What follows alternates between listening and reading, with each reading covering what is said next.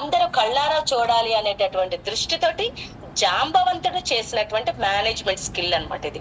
ఇలాంటి management skills అండి ఎక్కడో కథల్లోని కావ్యాల్లోని వినటం కాదు, ఇలా మనం ప్రవర్తించాలి. మన నిజ జీవితంలో కూడా ఎట్లా మేనేజ్ చేసుకోవచ్చు, అన్ని విషయాలను ఎలా మేనేజ్ చేసుకోవచ్చు.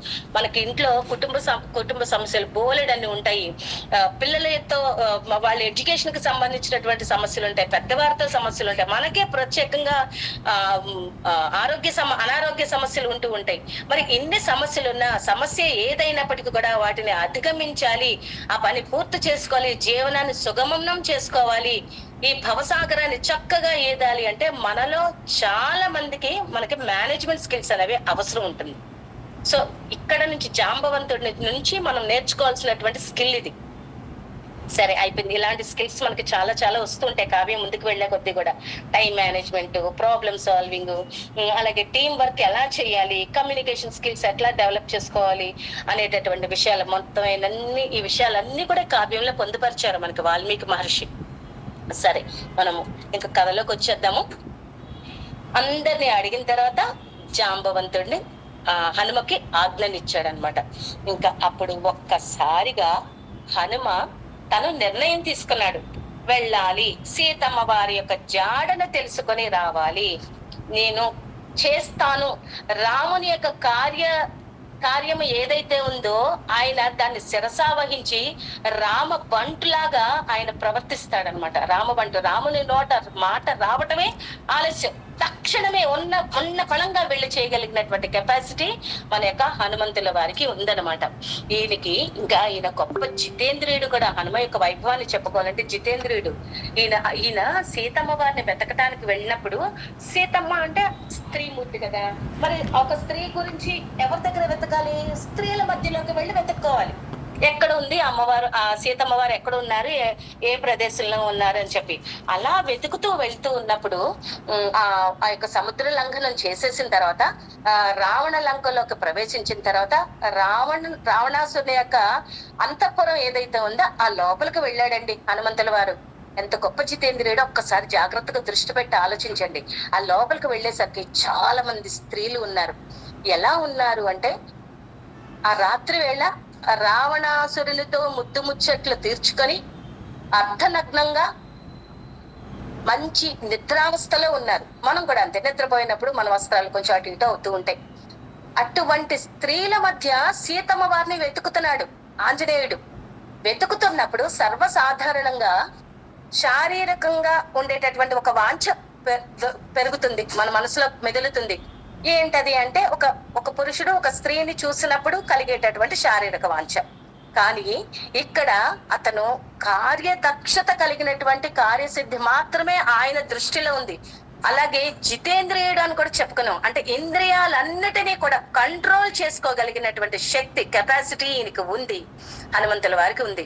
అంతమంది స్త్రీలు, అంత అందమైనటువంటి స్త్రీల మధ్యలోకి వెళ్ళి సీతమ్మ వారిని వెతుకుతున్నా కూడా అతను చలించలేదు. అదే జితేంద్రియుడు అని చెప్పుకుంటున్నాం మనం. అతను చంచల మనసు కూడా కాదు. మనసు వెళ్ళిన ప్రతి చోటకి మనిషి వెళ్ళాడు అంటే నాశనం అయిపోతాడు. కానీ ఇక్కడ అతను వెళ్ళలేదు, మనసు వెళ్ళలేదు, మనిషి మాత్రమే వెళ్ళాడు. అది కూడా ఎటువంటి దురుద్దేశము లేకుండా ప్రతి స్త్రీని కూడా గౌరవంగానే చూశాడు తప్ప వేరే రూపంతో, వేరే ఆలోచనతో స్త్రీలను చూడలేదు, వేరే దృష్టితో చూడలేదు. అక్కడ హనుమంతుల వారు తను వెతుకుతున్నటువంటి సీతమ్మ వారు ఎక్కడ కనిపిస్తారా అని చెప్పి ఆ యొక్క వెతుకులాటలోనే ఉన్నాడు. ఎంతమందికండి ఉంటుంది మనకి ఇలాంటి కంట్రోలింగ్ పవర్ అనేది? ఇక్కడ మనం నేర్చుకోవాల్సింది ఏంటంటే, అరిషడ్వర్గాలను మనం కంట్రోల్లో ఉంచుకోవాలి. దానికి పగ్గాలు వేసి మన చేతుల్లో మాత్రమే పెట్టుకోవాలి, దాని చేతుల్లోకి మనము వెళ్ళకూడదు. అరిషడ్వర్గాలు ఏం చేస్తూ ఉంటాయి? వాంఛ కలిగిస్తూ ఉంటుంది, గిల్లుతూ ఉంటుంది, వెనకద నుంచి గోగుతూ ఉంటుంది, పద అక్కడికి వెళ్దాం పద అని అనిపిస్తూ ఉంటుంది. కానీ మనసు వెళ్ళిన ప్రతి చోటికి మనిషి వెళ్ళాడంటే మాత్రం నిజంగానే సర్వనాశనం అయిపోతాడు. మనిషి ఎప్పుడు కూడా కావలసిన ప్రతి చోటికి మనసు కోరిందల్లా చెయ్యకూడని పనులు ఉన్నట్లయితే చేయకూడదు. మిగతా ఏమన్నా మనసు చెప్పిన మాటలు వినొచ్చు. అక్కడ హనుమంతుల వారి యొక్క గొప్పతనం అనేది ఇక్కడ బయటపడుతుంది అనమాట. అంత జితేంద్రియ శక్తి కలిగినటువంటి వాడు మన యొక్క హనుమ. అయితే అక్కడ అంతా వెతికాడు, ఎక్కడా కనబడలేదు. కనబడకపోయేసరికి ఇంకా కోపం వచ్చేస్తుంది. రావణాసురుని యొక్క అంతఃపురంలో కనబడలేదు సీతమ్మ వారు. ఇంక ఎక్కడ ఉన్నారు అని చెప్పి వెతుకులాట్లు అలా అలా అలా అలా అలా వెళ్తూ ఉంటే అప్పుడు అక్కడ సీతామాత అశోకవనంలో కనిపిస్తుంది అనమాట. ఆ అశోకవనంలో కూర్చున్నటువంటి సీతామాతని ఎప్పుడైతే దర్శిస్తాడో అప్పుడు కుదుట పడుతుంది అతని యొక్క మనస్సు. కుదుటపడి ఇక్కడ కమ్యూనికేషన్ స్కిల్స్ బయటపడతాయి చూడండి. సీతమ్మ వారి దగ్గరికి వెళ్తాడు. సీతమ్మ వారి దగ్గరికి వెళ్ళి రాముల వారు ఇచ్చినటువంటి అంగుళీకం ఏదైతే ఉందో, ఆ యొక్క రాజముద్ర ఏదైతే ఉందో దానిని సీతమ్మ వారికి చూపిస్తాడు. ముందు సీతమ్మ వారు కూడా ఎంత గొప్ప వ్యక్తో చూడండి. ఆమె పరాయి పురుషుడు ఎవరో వచ్చాడు, నేను ఎక్కడో అపహరింపబడ్డాను, నేను రావణాసురుడు నన్ను ఎత్తుకొచ్చేసాడు, నేను ఇక్కడికి వచ్చేసాను, నేను నా చుట్టూ రాక్షస సమూహం ఉంది, ఇక్కడ ఎవరో వచ్చి నన్ను అమ్మ సీతమ్మ తల్లి నేను నీ జాడ కోసం నిన్ను వెతకడానికే నేను ఇక్కడికి వచ్చాను, రామ్మ నాతో వచ్చాయంటే వచ్చేస్తుందా, నువ్వెవరో నాకేం తెలుసు, నేను ఎప్పుడు నిన్ను చూడలేదే అని చెప్పి ఆమె నిరాకరిస్తుంది, రావటానికి నిరాకరిస్తుంది.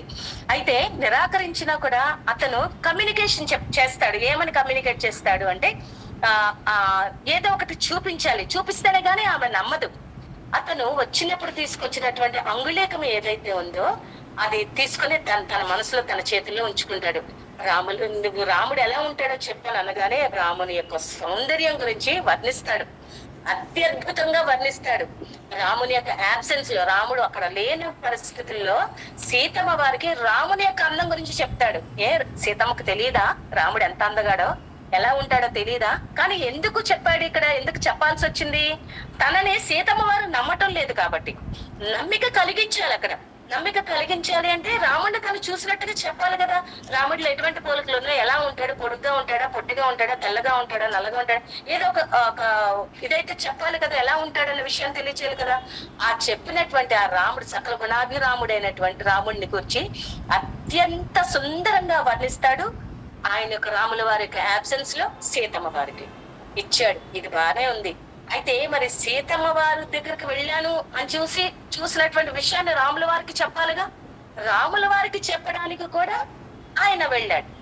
రాముల వారికి చెప్పాలి అంటే నువ్వు చూసావంటే నేను చూసాను, ఎలా ఉంటారు సీతమ్మ వారు, నువ్వు చూసానని అన్నావు కదా అంటే అప్పుడు సీతమ్మ వారి యొక్క గొప్పతనం గురించి, అంటే సీతమ్మ వారిని ఆల్రెడీ చూశాడు, అక్కడ ఉండగానే చూసేశాడు కాబట్టి అందం గురించి వర్ణించక్కర్లా. ఇక్కడ ఆమె యొక్క గుణగణాల గురించి, గుణగణాల యొక్క సౌందర్యం గురించి వర్ణిస్తాడనమాట. ఎంత సౌందర్యం ఆమెకి ఉంది అంటే రావణాసురుడు వచ్చి సీతమ్మ వారిని తన యొక్క కోరికను, తన యొక్క వాంఛను తీర్చమని చెప్పి అడిగినప్పుడు సీతమ్మ నిరాకరిస్తుంది. నా దగ్గరగా వచ్చావంటే జాగ్రత్త, ఖబర్దార్ అని చెప్పి ఛాలెంజ్ చేస్తుంది అనమాట.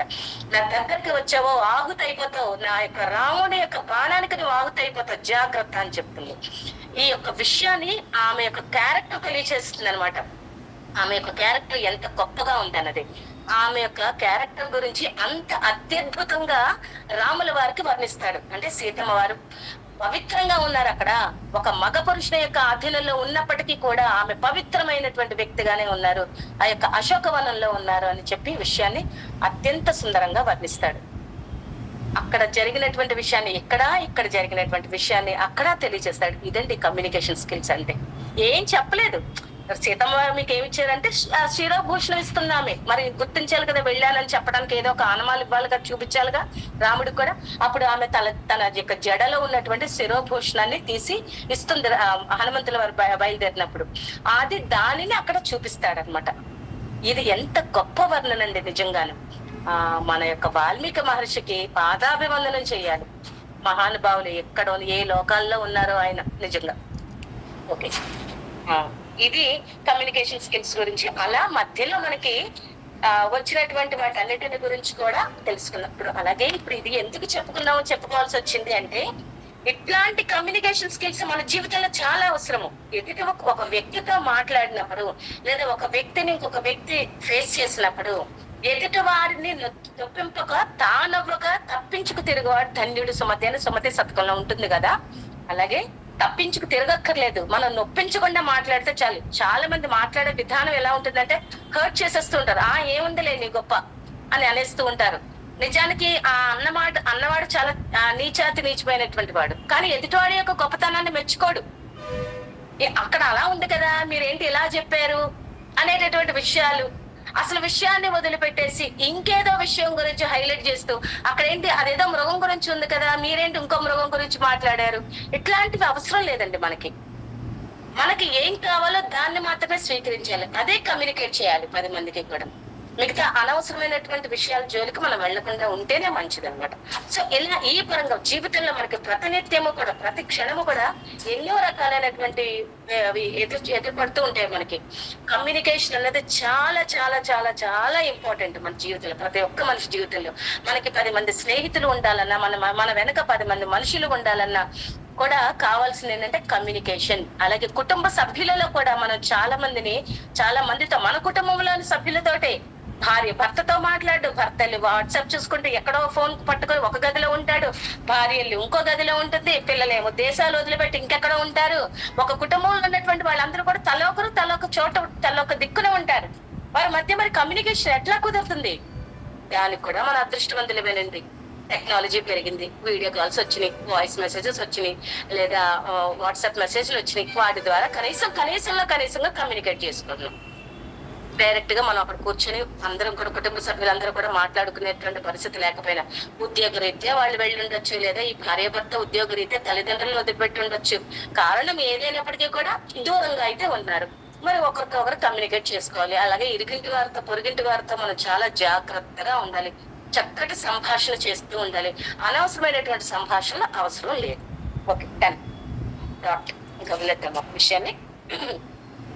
ఇప్పుడు సుందరకాండలోని మొట్టమొదటి సర్గను తీసుకున్నాం మనం. ఈ మొట్టమొదటి సర్గలో మొత్తం వచ్చేసి 212 శ్లోకాలు ఉన్నాయండి. మొదటి సర్గలో 212 శ్లోకాలు. అయితే ఈ 212 శ్లోకాలు కూడా దేనిని గురించి వివరిస్తుంది అంటే, ఇక్కడ హనుమంతుల వారు సముద్రాన్ని దాటుడు గురించి, అలాగే మైనాకు స్వార్థం చెప్పడం గురించి, సురసలు జయించడం గురించి, అలాగే సింహకావరం గురించి, లంకా శోభ గురించి ఈ మొత్తం కూడా ఈ మొదటి సర్గలో వివరింపబడింది అనమాట.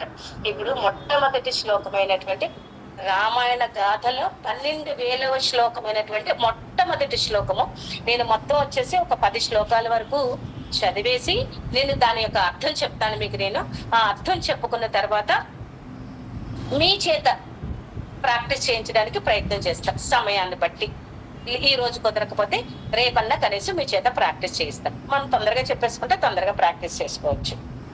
మొట్టమొదటి శ్లోకము, సుందరకాండంలోని మొట్టమొదటి శ్లోకము. తతో రావణ నీతాయ సీతాయ శత్రుకర్షణః ఈయేష పదమన్వేష్టుం చారణాచరితే పథి. ఇది మొట్టమొదటి శ్లోకము. బుక్స్ ఉన్నటువంటి వాళ్ళందరూ కూడా నేను మీనింగ్ చెప్పినప్పుడు మాత్రము బుక్లకు చూడకండి. చూస్తే కన్ఫ్యూజ్ అవుతారు, ఎందుకంటే పక్కనే తాత్పర్యం కూడా ఉంది కాబట్టి. దాన్ని చూస్తూ నేను చెప్పేది వినలేరు మీరు. అయితే దాన్ని చూడండి, లేదా పూర్తిగా నేను చెప్పేది వినండి.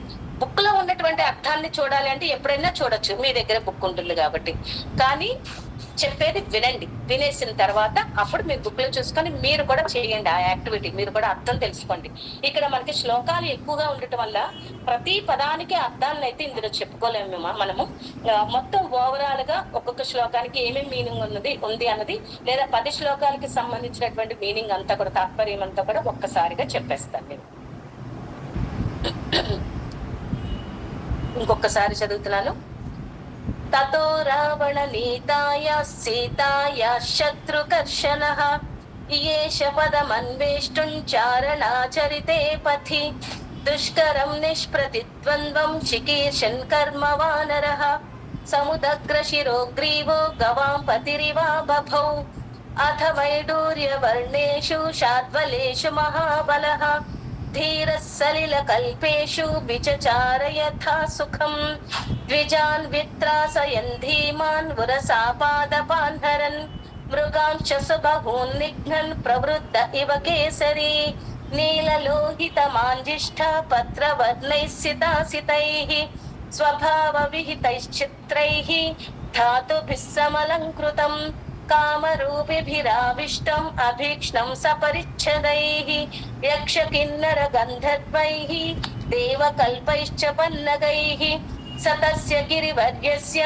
తలే నాగవరాయుతే తిష్టన్ కవివరస్తత్ర హ్రదే నాగ ఇవా బభౌ స సూర్యాయ మహేంద్రాయ పవనాయ స్వయం భువే భూతేభ్యశ్చాంజలిం కృత్వా చకార గమనే మతిం అంజలిం ప్రాన్ముఖ కృత్వా పవనాయాత్మయోనయే తతో హి వవృధే గంతుం దక్షిణో దక్షిణాన్ దిశం ప్లవంగ ప్రవరయదృష్టః ప్లవనే కృత నిశ్చయః వవృధే రామ వృద్ధ్యర్థం సముద్ర ఇవ పర్వసు.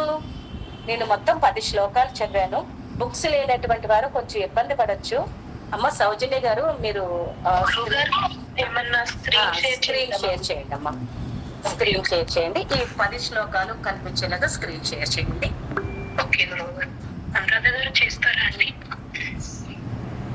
ఇంకా శ్లోకాలు స్క్రీన్ షేర్ చేయబడుతున్నాయి. మీరు బుక్స్ లేనటువంటి వాళ్ళు దానిలో కూడా చూసుకోవచ్చు. ఇక్కడ మీకు కొన్ని కరెక్షన్స్ చేసినటువంటి అక్షరాలతో కూడుకున్నటువంటి స్క్రీన్ షేర్ చేసిన దాన్ని బట్టి కరెక్షన్స్ ఉన్నాయి కదా. యాక్చువల్లీ అవి కరెక్షన్స్ కాదండి. ఈ యొక్క శ్లోకాలన్నీ కూడా ఎలా ఉంటుందంటే ఛందోబద్ధంగా ఉంటుంది. అనుష్ఠుప్ ఛందస్సు అనేటువంటి దాన్ని ఇక్కడ ఉపయోగించడం జరిగింది. అలాగే అలంకారాలతో కూడుకుని కూడా ఉంది ఇది. అలాగే మనకి సంస్కృత వ్యాకరణానికి సంబంధించినటువంటి ఆ రూల్స్ అండ్ రెగ్యులేషన్స్ ఏవైతే ఉన్నాయో వాటితో సహితంగా ఉందన్నమాట. కాబట్టి వాటన్నిటిని గురించి కూడా మనం చెప్పుకోవాలి. అయితే ఈ మొదటి రోజున మంగళవారం నాడు సుందరకాండ మనం అనుకోకుండా ప్రారంభించేసుకున్నాము. గ్రామర్ కి సంబంధించినటువంటివన్నీ కూడా రేపటి రోజున సమయాన్ని బట్టి అయితే ఈ రోజే చెప్తాను, లేదంటే కనీసం రేపటి రోజునైనా సరే గ్రామర్ అంతా చెప్పుకుందాం. మనం ఎలా అయినా చదవాలి, ఎక్కడెక్కడ బ్రేక్ చేసుకోవాలి, విసర్గ రూల్స్ ఏంటి, దంతకాళవ్యాలు అంటే ఏమిటి, అలంకారాలు అంటే ఏంటి, మొదలైనటువంటి మనకి ఈ కావ్యానికి సంబంధించినంత వరకు మాత్రమే గ్రామర్ టచ్ చేసుకున్నాం. ఇప్పుడైతే డైరెక్ట్ గా నేను మీనింగ్ చెప్పేస్తున్నాను. నేను తతో రావణ నీతాయ సీతాయ శత్రుకర్షణ ఏష పదమన్వేష్టం చారణాచరితే పథి. బుక్స్ ఉన్నటువంటి వాళ్ళందరూ కూడా బుక్ ఓపెన్ చేసి చూసేటటువంటి వాళ్ళందరూ కూడా క్లోజ్ చేసేయండి. క్లోజ్ చేసేసి నేను చెప్పేటటువంటి మీనింగ్ మాత్రమే వినండి అందరూ కూడా దయచేసి. అది మీ మంచి కోసమే చెప్తున్నాను నేను, ఎందుకంటే కన్ఫ్యూజ్ అవుతారు అక్కడ ఇక్కడ చూడటం వల్ల. సరే, ఇందాక మనం కిష్కింధకాండలో ఒక భావం దగ్గర ఆగిపోయాం. జాంబవంతుడు ఆర్డర్ వేశాడు. ఎవరికి? హనుమంతుల వారికి ఆర్డర్ చేశాడు. ఏమని ఆజ్ఞాపించారు ఆయన? హనుమా, ఈ పని నువ్వు మాత్రమే చేయగలవు, నీకు నేను ఆజ్ఞాపిస్తున్నాను. నువ్వు ఎలా చేస్తావు, ఎంత దూరం వెళ్తావు నేను అడగటం లేదు, నువ్వు మాత్రమే చేయగలవు ఈ పనిని, నువ్వు చెయ్యగలవు, నువ్వు సాధించగలవు. కాబట్టి నువ్వు వెళ్ళి సీతమ్మ వారి యొక్క జాడను తెలుసుకునిరా అని చెప్పి ఎప్పుడైతే జాంబవంతుడు హనుమంతుల వారిని ప్రేరేపించాడో అప్పుడు హనుమ ఒక్కసారిగా తన మనసులో తాను చేయదలిచినటువంటి పని ఏంటి, తను ఆ పనిని ఎలా సాధించాలి, ఇది అత్యంత దుర్భరమైనటువంటి విషయం, ఇది ఎవరు సాధించలేనిది, ఇంపాసిబుల్ అని అనుకునేటటువంటి పని ఇది. మనం కూడా చాలా సార్లు ఏదైనా పని ఎవరైనా అప్చెప్తే మనం ఏం చేస్తాం, అమ్మో నేను చేయలేనండి పని అని వెంటనే ఇమీడియట్ గా ఒక రీజన్ చెప్పేస్తూ ఉంటాం. ఇదా నేను ఇప్పుడు చేయగలనా, నాకు సమయం లేదే, లేకపోతే నాకు వేరే ఇంకేదో పని ఉందే అని తప్పించుకోవడానికి ప్రయత్నం చేస్తాం. ఏదో ఒక వంకర వెతుక్కుంటూ ఉంటాం. కానీ ఇక్కడ హనుమంతుల వారు మాత్రం అలా చెప్పలేదు. ఎప్పుడైతే జాంబవంతుడు ఆజ్ఞాపించాడో ఒక్కసారిగా ఆ పని తనది అని భావించి రాముల వారి కంటనీరు చూసినటువంటి హనుమంతుల వారు, నా రాముడు కంటనీరు పెడుతున్నాడు, ఆ కంటనీరు కంట తడి ఉండకూడదు అనేటటువంటి విషయాన్ని జీర్ణించుకున్న నరాల్లోకి కూడా జీర్ణం అయిపోయింది. అది నరాల్లో కూడా జీర్ణించుకుపోయి ఒక్క ఉదుటన ఆయన ఆ పని చెయ్యాలి అని సంసిద్ధుడయ్యాడు అనమాట. సంసిద్ధుడయి తాను వెళ్ళి వెతకాలి, సీతమ్మ వారిని అన్వేషించాలి అని చెప్పేసి అనుకున్నాడు. ఎప్పుడైతే సీతమ్మ వారిని అన్వేషించాలని అనుకున్నాడో, సాధారణంగా మనమైతే ఏం చేస్తామంటే ఏదైనా పోయిన వస్తువు కానీ లేదా ఏదైనా దొరకకపోయినా ఏదైనా మనుషుల్ని వెతుక్కుంటూ వెళ్ళినా ఏం చేస్తూ ఉంటామో, వస్తువులు అయితే చుట్టుపక్కలంతా చూస్తుంటా, ఇక్కడ ఉందా అక్కడ ఉందా, ఆ గదిలో ఉంది ఈ గదిలో ఉందా అని. అదే మనుషులైతే ఈ పక్క రోడ్లకు వెళ్ళాడా ఆ పక్క రోడ్లకు వెళ్ళాడా, లేదా ఇంకొక 4 ఆమడల దూరం వెళ్ళాడా, ఈ ఊరు కాకుండా ఇంకో ఊరు వెళ్ళాడా అని చెప్పి కాలు నడకన లేదా బైక్ వేసుకొని ఏదో అలా ప్రయత్నం చేస్తూ ఉంటాం మనం. కానీ ఇక్కడ హనుమంతుల వారి యొక్క గొప్పతనం ఏంటంటేనండి, ఆయన ఈ భూమండలం మీద వెతకాలని ప్రయత్నం చేయాల. భూమండలం మీద తిరుగుఆడుతూ తను సీతమ్మ వారు ఎక్కడుండాలి, ఎక్కడున్నారు అని తెలుసుకోవాలని ప్రయత్నం చేయలేదు. ఎక్కడ ప్రయత్నం చేశాడు అంటే యక్ష కిన్నెర కింపురుషాది గంధర్వులు చారణాది జాతులు అందరూ అక్కడ ప్రయాణం చేసేటటువంటి, సంచరించేటటువంటి ఆకాశ మార్గం ఏదైతే ఉందో ఆ ఆకాశ మార్గం ద్వారా వెళ్ళి వెతకాలని అనుకున్నాడు. ఎలా అంటే ఎలా వెళ్ళాడంటే హనుమంతుల వారు, మనకి ఇస్రో వారు చంద్రమండలం మీదకి రాకెట్స్ ను పంపించడానికి ఒక పెద్ద సన్నాహాలు చేస్తారు. అందులో బోలెడంత ఎందరో నింపుతారు. ఎందరో నింపి ఒక్కసారిగా టైమర్ స్టార్ట్ అవగానే, ఆ ముహూర్తపు వేళ అవగానే ఒక్కసారిగా ఎలా అయితే రాకెట్ పైకి వెళ్తుందో, ఆ ఇంధనపు మంటలు కిందన అగ్నికీలలు ఎలా అయితే మండుతూ అగ్నిజ్వాలలు కిందకి వస్తున్నట్లుగా రాకెట్ పైకి ఆకాశంలోకి దూసుకు వెళ్తూ ఉంటుందో, ఆ మాదిరిగా హనుమంతుల వారు చూడండి, ఈ రాకెట్ సైన్స్ ఇప్పటిది కాదు, ఎప్పటిదో హనుమంతుల వారు సీతమ్మ వారిని జాడ తెలుసుకోవడానికి ఆయన ఆ విధంగా వెళ్ళాడు. అప్పటి టెక్నాలజీ అండి ఇది. ఇప్పుడు మనం ఉపయోగంలో పెట్టుకుంటున్నాం దీన్ని. చూడండి ఎంత గొప్ప గొప్ప విషయాలు కావ్యంలో పొందుపరచబడ్డాయో. అలా ఆ చారణాది దివ్య జాతుల వారందరూ కూడా సంచరించేటటువంటి ఆకాశ మార్గాన్ని చెప్పి వెళ్ళాలని చెప్పి ఆయన నిర్ణయించుకున్నాడు అనమాట. నిర్ణయం తీసుకున్నాడు, వెళ్ళిపోలా. నిర్ణయం తీసుకున్నాడు, ఓకే నేను ఈ పని చేయాలి, మనం ఏదైనా ఒక పని చేయాలి, ఆఫీస్ కి వెళ్ళాలి. ఎలా వెళ్ళాలి? మన బైక్ తీసుకోవాలి, బైక్ మీద వెళ్ళాలంటే కీస్ కావాలి, కీస్ తీసుకున్నాము, ఇంటికి తాళాలు వేసాము, కిందకి వెళ్ళాము, బైక్ తీసుకున్నాము, ఓపెన్ చేసాము, బైక్ స్టార్ట్ చేసాము, తిన్నగా 2 రోడ్లు దాటితే మన ఆఫీస్ వచ్చింది. సో అంటే ఒక ప్లాన్ అనేది ఉంటుంది మనకి, ఈ మార్గంలో వెళ్ళాలి, ఈ మార్గంలో వెళ్ళాలి అని చెప్పి. ఎలా అయితే మనం ఆలోచించుకుంటామో అదే విధంగా హనుమంతుల వారు కూడా అలాగే ఆలోచించుకొని ఆయన ఆకాశ మార్గం ద్వారా వెళ్లి సీతమ్మ వారి యొక్క జాడను చూడండి. ఇప్పుడు డ్రోన్ టెక్నాలజీ బాగా వాడుతున్నాం కదా, మ్యారేజెస్ లోని ఏదైనా ఫంక్షన్స్ ఈవెంట్స్ లో ఆ డ్రోన్ ని ప్రదర్శిస్తున్నారు కదా. డ్రోన్ ద్వారా ఏం చేస్తున్నారు, కొన్ని పిక్స్ తీసుకుంటున్నారు. అది చూడడానికి ఆ డ్రోన్ షాట్స్ మనకి రీల్స్ లోని అలాగే యూట్యూబ్ లో కూడా చాలా మటుకు మూవీస్ లో కూడా డ్రోన్ షాట్స్ కనబడుతుంటాయి. ఎలా ఉంటుంది అది, ఓవరాల్ గా చాలా మేర మనకి ఆ డిస్టెన్స్ కనిపిస్తూ ఉంటుంది. అక్కడ ఉన్నటువంటి దృశ్యాలన్నీ కూడా మన కంటికి కనిపిస్తూ ఉంటాయి, ఎంత గొప్పగా అందంగా కనిపిస్తూ ఉంటాయి. ఒక్కసారిగా ఆ పలానా ప్రకాశం బ్యారేజ్ పలానా చోట ఉంది, కృష్ణా నది మీద ఉంది అనేటటువంటి విషయం తెలుస్తుంది మనకి. అంటే చాలా ఈజీగా తెలుసుకోగలుగుతాము. అలాగే అందమైనటువంటి ఫోటోలు తీసుకోవడం కోసం డ్రోన్లు ఎలా అయితే వాడుతున్నారో, అలాగే ఈ టెక్నాలజీ కూడా ఇప్పటిది కాదండి, అప్పటిదే. హనుమంతుల వారు కూడా అలాగే వెళ్ళారు, వెళ్ళి అలా వెతుక్కున్నారు. అంటే చాలా షార్ట్ పీరియడ్ లో సీతమ్మ వారి యొక్క జాడ తెలుసుకోవాలి. అలా కాలి నడుకునో లేదా మామూలుగా వెతుక్కుంటూ ఈ పర్వతాలు సముద్రాలు ఉండేటువంటి చోట వెతుకుతూ ఉంటే కనిపించదు. సీతమ్మ వారిని వెతకడానికి చాలా సంవత్సరాలే పట్టేస్తుంది, కానీ తక్కువ సమయంలో సీతమ్మ వారి యొక్క జాడను తెలుసుకోవాలి. కాబట్టి ఆయన ఏం చేశారు, ఆకాశ మార్గంలో నుంచి వంగి చూస్తే ఆ చుట్టుపక్కల కొన్ని వేల అడుగుల వరకు కూడా మనకి, కొన్ని వేల కిలోమీటర్ల దూరం వరకు కూడా ఒక్కసారిగా కనిపించేస్తుంది అనమాట. సో ఆ మార్గాన్ని ఆయన ఎంచుకున్నారనమాట. గొప్ప మార్గం కదా అది. అలాగే అక్కడ ఎలా ఉందంట, అసలు ఆ చేయలేనటువంటి పని అది. ఎందుకని అంటే సముద్రాన్ని దాటి వెళ్ళాలి. దక్షిణ భాగం వైపు ఉన్నటువంటి భూభాగం ఏది, శ్రీలంక. ఆ శ్రీలంకకు రాజ్యాధిపతి ఎవరు, రావణాసురుడు. రావణాసురుడే సీతమ్మ వారిని ఎత్తుకెళ్లారు అనేటువంటి విషయం తెలిసింది. తెలిసినటువంటి ఇంకా అక్కడ లంకలో ఉన్నటువంటి వ్యక్తి ఎవరు, రావణాసురుడు. ఇంకా ఆయన తీసుకెళ్లాడు, వ్యక్తి ఎవరన్నది తెలియదు ముందు. ఇంకా అక్కడ ఉన్నటువంటి ఆ రాజ్యాధిపతి అంటే రావణాసురుడే. సో ఆయన ఎత్తుకెళ్ళి ఉంటాడు అని చెప్పి తెలుసుకున్న. సో దక్షిణ భాగంగా ఉన్నటువంటి భాగం వైపు వెళ్ళాడు. తీరా చూస్తే అక్కడ ఏముంది, దక్షిణ భాగం వైపు, భారతదేశానికి దక్షిణ భాగంలో ఏముంది, పెద్ద సముద్రం ఉంది, హిందూ మహాసముద్రం ఉంది అక్కడ. ఆ సముద్రాన్ని దాటి మాత్రమే లంకలోకి ప్రవేశం చేయాలి. మరి సముద్రాన్ని దాటాలి, సముద్రాన్ని లంఘించాలి అంటే ఎలా? ఇప్పుడు మనకు ఉన్నట్టు సబ్మెరీన్స్ గానీ, పెద్ద పెద్ద టైటానిక్ షిప్స్ గానీ ఎటువంటివి ఏమీ లేవు ఆ రోజుల్లోని. తన యొక్క శక్తితోటే తను దాటిని సముద్ర లంఘనం చేయాలి, సముద్రాన్ని దాటి అటువైపుకు వెళ్ళాలి. కాబట్టి ఆయన ఏం చేశాడు, ఎప్పుడైతే ఆ యొక్క మనస్సులోకి ఆ కార్యాన్ని చెయ్యాలి అని చెప్పి మనసులో అనుకున్నాడో, వెంటనే ఆయన సంసిద్ధుడైపోయి శరీరాన్ని ఇలా నిలువుగా కదలకుండా స్ట్రైట్ గా పెట్టాడు. ఆ పోస్చర్ తన యొక్క వెన్నెముకలో ఉన్నటువంటి వెన్నెపూసలన్నీ కూడా నిటారుగా ఉండేలా పెట్టుకొని దాని వెన్నెముక పైన ఉన్నటువంటి మెడ ఏదైతే ఉందో మెడను కూడా నిటారుగా పెట్టాడు. మరి ఎప్పుడైతే మెడ నిటారుగా పెట్టాడో వెంటనే తన యొక్క శిరస్సు కూడా నిటారుగా ఉందనమాట. అలా నిటారుగా నిలిపి చూసేందుకు ఎలా కనపడ్డాడంట, వృషభేంద్రుల్లా కనిపించాడంట. వృషభం అంటే ఎద్దు ఉంటుంది కదా, అది వృషభం. చూడండి, గొప్ప శరీరం ఉంటుంది, బాగా పెద్ద శరీరం ఉంటుంది, బోలెడని బరువులు మొయ్యగలదు. ఎత్తు. సో అలా చూడటానికి అంత పెద్ద భారీ శరీరాన్ని, తన యొక్క శరీరాన్ని పెంచేశాడనమాట. పెంచేసి తన యొక్క మెడను శిరస్సును కూడా నిటారుగా నిలిపి చూడటానికి ఒక ఎద్దులా కనిపించాడు అనమాట. ఆ యొక్క పనిని చేయటానికి తను తన యొక్క శరీరాన్ని అన్ని రకాలుగా కూడా సంసిద్ధం చేసుకుంటున్నాడు అనమాట ఇక్కడ. అలాగే ఇంకా మహేంద్రగిరి గురించి, అక్కడ ఉన్నటువంటి వజ్ర వైడూర్యాల గురించి, అక్కడ ఉన్నటువంటి ధాతువుల గురించి మన వాల్మీకి మహర్షి చెప్పాడండి. ఎలా ఉందంట ఆ మహేంద్రగిరి అంతా కూడా, మహేంద్రగిరి మీద ఎలా ఉందంట, పచ్చిక బయళ్ళతో ఉందంట. పచ్చిక బయళ్ళు అంటే పొదలు పొదలుగా ఉన్నటువంటి చిన్న చిన్న పొట్టి పొట్టిగా ఉండేటటువంటి గడ్డి మొలుస్తుంది కదా, అవి అనుకోవచ్చు పచ్చిక బయళ్ళు అంటే. పొట్టిగా ఉన్నటువంటివి మొక్కలు అనమాట, చెట్లు కావవి, చిన్న చిన్న మొక్కలు.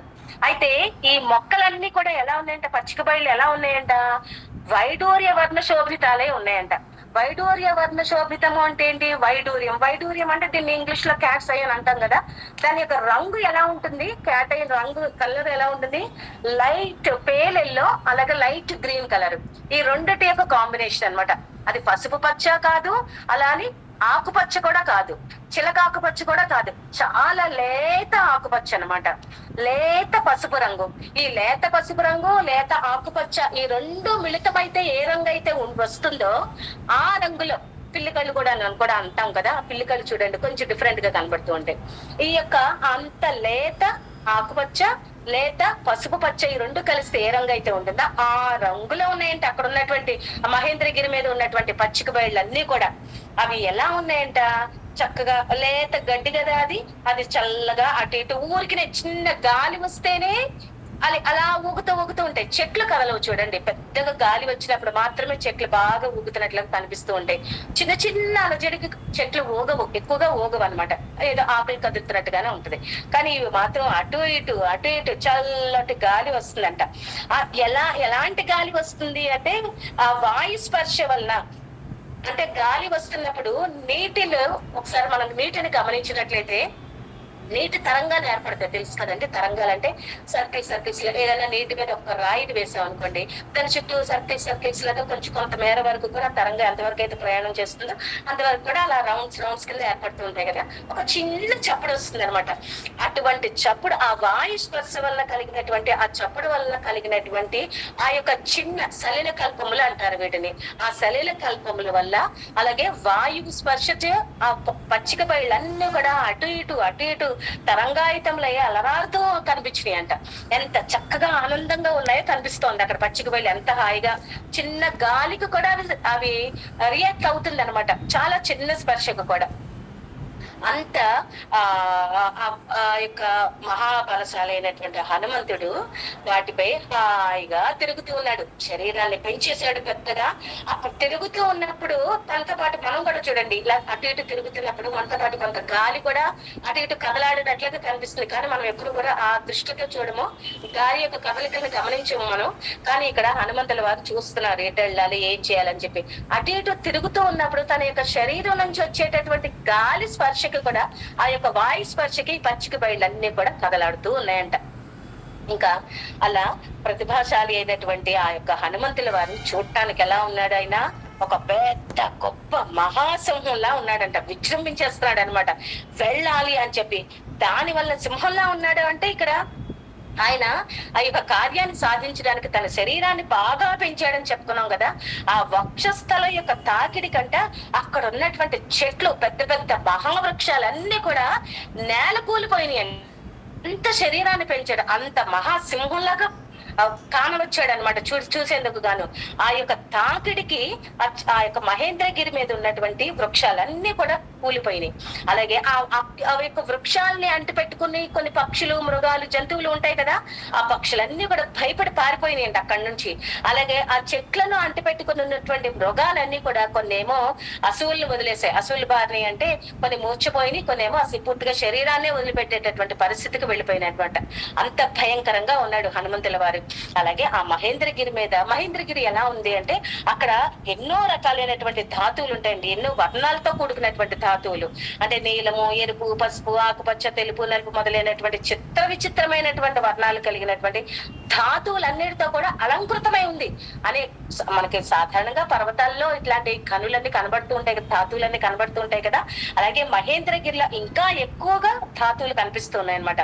ధాతువులతో నిండి ఉందన్నమాట, అలంకృతమై ఉన్నటువంటిది ఆ యొక్క మహేంద్రగిరి. అయితే అక్కడ ఉన్నటువంటి ఆ మహేంద్రగిరి చుట్టూ కొంతమంది మరి జీవులు కూడా ఉంటారు కదా, నరులు కూడా ఉంటారు కదా. ముఖ్యంగా ఏంటంటే ఆ రోజుల్లోని అరణ్యాలలోనే గిరులను ఆశ్రయించుకునే మునులు గాని లేదా గొప్ప గొప్ప పరాక్రమవంతులు గాని అక్కడే తపస్సు చేసుకుంటూ, సిద్ధ పురుషులందరూ కూడా అక్కడే ఉండి తపస్సు చేసుకుంటూ ఉండేవారు. వారు తమ తమ కుటుంబాలతో కలిసి, తమ భార్యలతో కలిసి ఆశ్రమాలను నిర్మించుకొని అక్కడే ఉంటూ ఉండేవారు అనమాట. ఎప్పుడైతే ఈ చెట్లని నేల కూలిపోవడం చూసారో ఈ సిద్ధ పురుషులందరూ కూడా ఏదో మహేంద్రగిరి ఎలా కనిపించిందంట, పెద్ద పెద్ద రాళ్లతోటి ఎవరో రాక్షసులు ఛేదిస్తున్నారేమో, ఈ మహేంద్రగిరిని పగలగొట్టేస్తున్నారేమో అనేటటువంటి స్ఫురణకు వచ్చే విధంగా ఆ యొక్క మహేంద్రగిరి అంతా కూడా కదిలిపోయింది అనమాట. కదిలిపోయి ఆ యొక్క వాతావరణం చూస్తారు ఎలా ఉందంట, యుద్ధ వాతావరణంలా కనిపించి ఈ సిద్ధ పురుషులు, మహాత్ములు వీరందరూ కూడా ఇక్కడ మనము ఉండి ఈ యొక్క తపస్సు చేసుకోవడానికి ఇంకా అనుకూలంగా ఉండదేమో, ఏదో జరగబోతోంది. అలాగే హనుమంతుల వారి రామకార్యాన్ని జయించడం కోసం, రామకార్యాన్ని ఆయన తన యొక్క సొంత కార్యంగా తీసుకొని ఈయన సీతమ్మ వారి యొక్క అన్వేషణ కోసం వెళ్తున్నాడు కాబట్టి ఈ యొక్క మహేంద్రగిరి అంతా కూడా ఇంతలాగా కదిలిపోతుంది అని చెప్పి వీళ్ళందరూ కూడా అనుకున్నారు. అక్కడ ఎంతో గొప్ప మహాభయంకరమైనటువంటి విషాన్ని చిందించేటటువంటి కాలనాగ సర్పాలు కూడా అక్కడ ఉన్నాయంట. ఆ నాగులన్నీ కూడా నిరంతరం అక్కడ సంచరించేటటువంటి మహేంద్రగిరిలో సంచరిస్తూ ఉంటాయన్నమాట, సిద్ధపురుషులతో పాటు అన్ని మిగతా ఇతర జంతువులతో పాటు కూడా.